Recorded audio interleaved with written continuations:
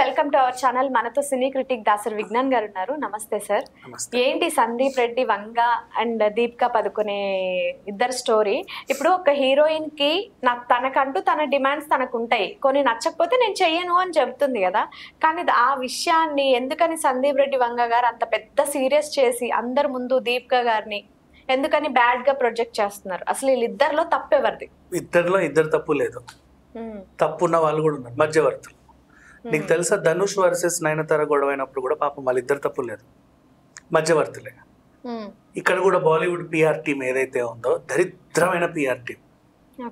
అంటే ఏదో మొత్తం మేమే అన్నట్టుగా ఓవర్ యాక్షన్ చేసే వాళ్ళప్పుడు మా సారు నా మాట వినంది ఏమీ చేయడు, అసలు మొత్తం నాదే పెత్తనం అన్నట్టు తయారవుతారు కొంతమంది. ఆ టైప్ జనాలు వీళ్ళు బాలీవుడ్ పిఆర్. నా దీపికతో సినిమా తీయాలన్నా నన్ను అడగాలి, షారూఖ్ ఖాన్ తో సినిమా తీయాలని నన్ను అడగాలి, సల్మాన్ తో సినిమా తీయాలని నన్ను అడగాలనే ఈ నన్ను గాళ్ళు ఉంటారు చూడు, వీళ్ళు పెట్టిన పెంట ఇది. అసలు ఏం జరిగింది, ఈ పిల్లని ఫస్ట్ అనుకున్నారు సినిమాలో కరెక్టే అది, మేము కొన్ని దిద్దుకుంటాము ఎట్టొస్తుందో చూసుకోవడానికి అని ఈయన అనుకున్నాడు ప్రీ ప్రొడక్షన్ వరకు. ఈ దిద్దుకునే టైంలో నువ్వు ఎలాగో దిద్దుకుంటున్నావు కదా, సరదాగా కొంచెం ఖాళీ దొరికింది, ఈలోపు నేను ప్రెగ్నెంట్ అయ్యి డెలివరీ కూడా అయిపోతానని ఆవిడ అనుకుంది. వీళ్ళు కూడా ఆగారు, ప్రెగ్నెన్సీ ఉంది అంటే డెలివరీ కూడా అయిపోయింది. నెక్స్ట్ అమ్మ ఇప్పుడు అన్నీ సర్దుమనిగా కదా నటిస్తావా అని అడిగారు. అప్పుడు 8-9 గంటలకు పనిచేయాల్సిన ఒక అగ్రిమెంట్ ఉండింది, కానీ ఇప్పుడు అది సెట్ అవ్వట్లే. ఎందుకంటే ఇంత పిల్లవ బేబీ, తనకంటూ ఒక ప్రైవేట్ టైం ఉంటుంది. సో తను అది చెప్పుకోవచ్చు, నాకు ఇప్పుడు ప్రెగ్నెన్సీ తర్వాత పాప పుట్టింది, బాబు పుట్టాడు, నేను కొంచెం టైం ఇవ్వాలి, మాతృత్వం అనేది ఉంటుందిగా ఒకటి, కొంచెం మీరు అంటే దే విల్ యాక్సెప్ట్. కాకపోతే ఈ కూడగాళ్ళు వస్తారు కదా, ఆ మేడం రాదు 6 గంటలకే వస్తుంది, ఆ పనులు ఆమెకుండే, ఇలా మాట్లాడొద్దు. నిన్ను యాక్సెప్ట్ అది అది డైరెక్టరే 2 అడుగులు ముందుకు వచ్చి ఇచ్చే సెలవు ఇది. ఇంకా చెప్పాలంటే అమ్మ దీపిక, నువ్వు అప్పుడంటే 7-8 గంటలు పనిచేస్తా అన్నావు, ఇప్పుడు రీసెంట్గా తెల్లయ్యావు కదా, పోన్లో ఒక 5 అవర్స్ ఉండు, నీ సీన్ల వరకు ముందు తీసేసి నేను పంపిస్తానులే. వీళ్ళు కూడా చెప్తారు, పెద్ద విషయమేం కాదు అది. కాకపోతే వాళ్ళు ఇచ్చిన డిమాండ్లు ఇవన్నీ చూసేసరికి మాకొద్దు. హలో, నువ్వు ఎవరిని వద్దంటున్నావో తెలుసా, చూసుకో నీ కెరీర్ ఎలా ఉంటుందో, ఆ రకంగా మాట్లాడుతున్నారు. నేను కూడా చూస్తే ఎలా ఉంటుందో చూసుకోండి. బికాస్ ఈ ఈగోలు క్లాష్ అయినప్పుడే ప్రాబ్లమ్స్ వస్తాయి. వీళ్ళకేం ఉండదు. ఇప్పుడు సందీప్ని ఏదో అనాలని దీపిక అనుకోలే, దీపికకి ఏదో ఉండాలని. నీకు బాహుబలి సినిమా గుర్తుందా? కరెక్ట్గా చెప్తా చూడు. ఇప్పుడు కుంతల రాజ్యానికి నగలు పంపారు, మీ బతుకులో ఇట్లాంటివి ఎప్పుడు చూస్తుండరు అంటాడు వాడు ఇచ్చినవాడు. వాడు అలా అనాల్సిన అవసరం లేదు కదా, వాడు అలా అనేసరికి ఈమె తిప్పి పంపింది, నా కాలి కోటుకు సరిపోవని. మళ్ళీ ఇక్కడికి వచ్చి ఏం చెప్తాడు, మీరు ఇన్ని పంపిస్తే నీ కాలి కోటికి సరిపోవననింది ఆమె అని చెప్పి ఇక్కడ ఎక్కిచ్చాడు. ఈ కూడగాళ్ళే అన్ని చేసేవి ఎక్కడైనా సరే. ధనుష్ నయనతార గొడవలో కూడా ఆమె 2 క్యారీవేన్లు అడిగింది. ఎందుకు అంటే ఆమెకు అవసరం, నేను యాక్సెప్ట్ చేస్తా. బికాస్ ఇప్పుడు ఇక్కడే బట్టలు మార్చుకోవాలని ఉంటుంది, అందులోనే టిఫిన్ చేస్తారు, అందులోనే మేకప్ అవుతారు కదా. బట్టలకు మార్చుకోవడానికి నాకు ఇంకొక డబ్బా కావాలని అడిగింది ఆమె. రీజన్, టైట్గా మార్చుకుంటే ఇటు వెళ్తే లిప్స్టిక్ అంటుంది, అటు వెళ్తే సాంబార్ అంటుంది.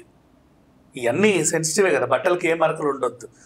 నువ్వు ఇచ్చేది ఒక కాస్ట్యూమ్, మళ్ళీ దాన్ని నేను మాస్క్ కొట్టి నీ మొహన కొడితే తిడతావు నన్ను, ఏది చూసుకోవాలి. ఇంకొకటి ఉంటే నేను ఫ్రీగా మార్చుకోగలను అని చెప్పింది. అయితే ఈవిడ బట్టలు మార్చుకోవడానికి వెళ్ళిన టైంలో ఏం చెప్పుద్ది, గబగబా తినేసి రెడీగా ఉండండి నా కాస్ట్యూమ్ అయ్యే వరకు అని చెప్పుకుంటుంది.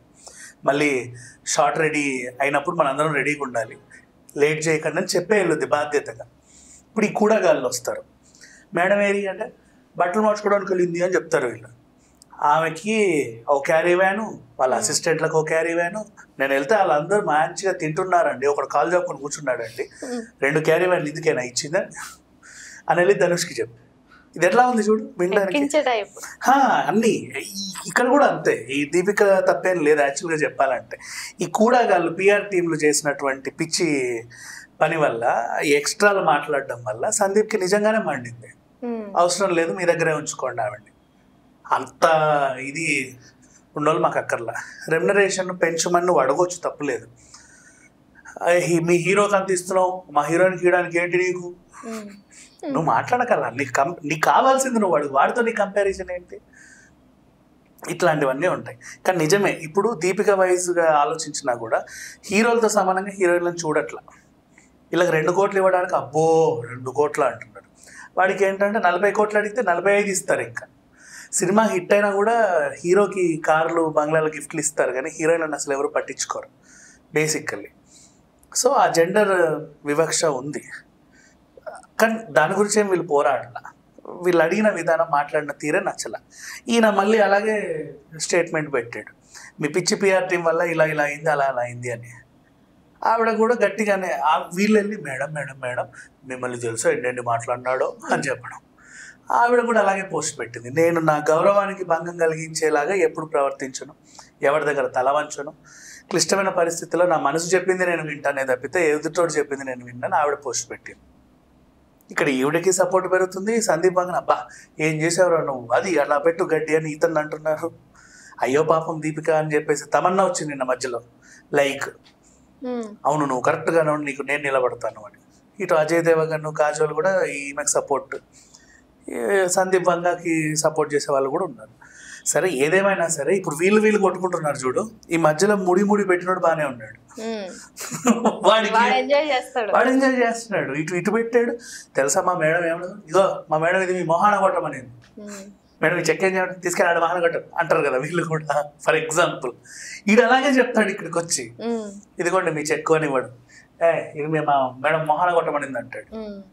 అంత కొవ్వు అవసరం లేదు, దాన్నే ఉంచుకోమని వీళ్ళు అంటారు. ముస్టే షాంపూ అంటాడు. ఇట్లా పడతాయి. ఈ రెగ్యులర్గా బయట జరిగేది ఇక్కడ కూడా ఇదే జరిగింది.